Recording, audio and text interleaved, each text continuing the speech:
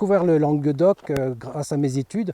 Je suis venu faire mes études de viticulture-œnologie à Montpellier parce qu'à l'époque, il n'y avait que 3 écoles en France. Et c'est à ce moment-là qu'on a découvert les terroirs, que j'ai découvert avec mes copains les terroirs du Languedoc et qu'on se disait ah putain, tu te rends compte le vin qu'on pourrait faire là. Et c'est ce rêve que j'ai préparé. Donc je l'ai complété par une formation commerciale. Puis je suis allé découvrir les vins du monde en Angleterre, avant d'aller même travailler en Californie en 83-84. Donc j'ai appris à faire des vins mondialistes avec comme but le meilleur de chaque région ou pays viticole. Donc c'était très très intéressant. Par contre, c'est ce qui m'a conforté moi dans mon idée de faire que des cépages purement méridionaux. Et puis j'ai eu aussi des expériences en France, en Provence, en Corbière, chez Listel. De vignes en production, 18 hectares. 18 hectares. Et le domaine fait 25 hectares environ. À 3 à temps plein et après, bien sûr selon les époques, on est plus ou moins nombreux. C'est au moment de la vendange où on est le plus nombreux parce que je fais pratiquement toutes mes vendanges manuellement. Donc on est jusqu'à 15 pendant les vendanges.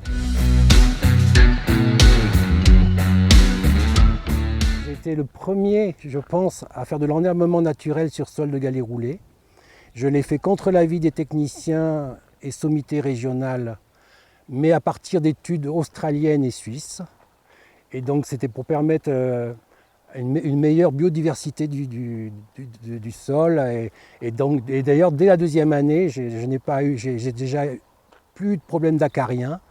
Et maintenant, à part le problème de la cicadelle dorée, donc de la flavescence dorée, qu'on est obligé de traiter par décret préfectoral, sinon je n'utilise aucun insecticide.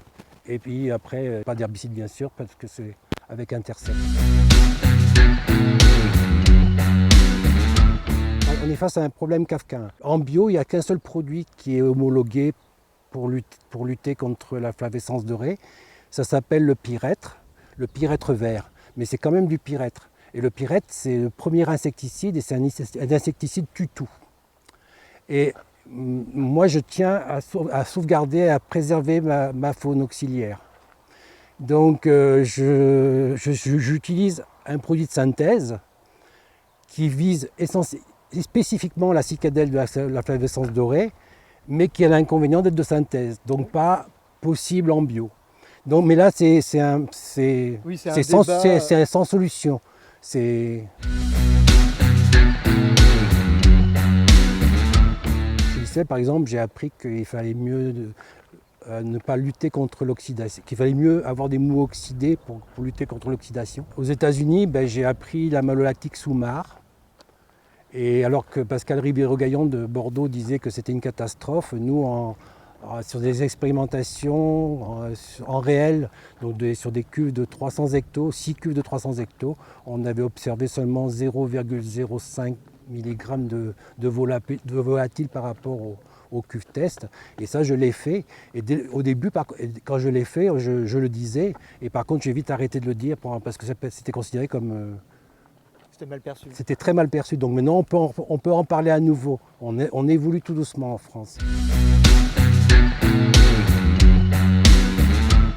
Donc levure indigène pour la fermentation alcoolique et si possible, j'essaie d'avoir mes malolactiques Soumar et pour les clairettes du Languedoc, globalement, elle fait ou pas sa malo en fonction de ses bons vouloirs et voilà.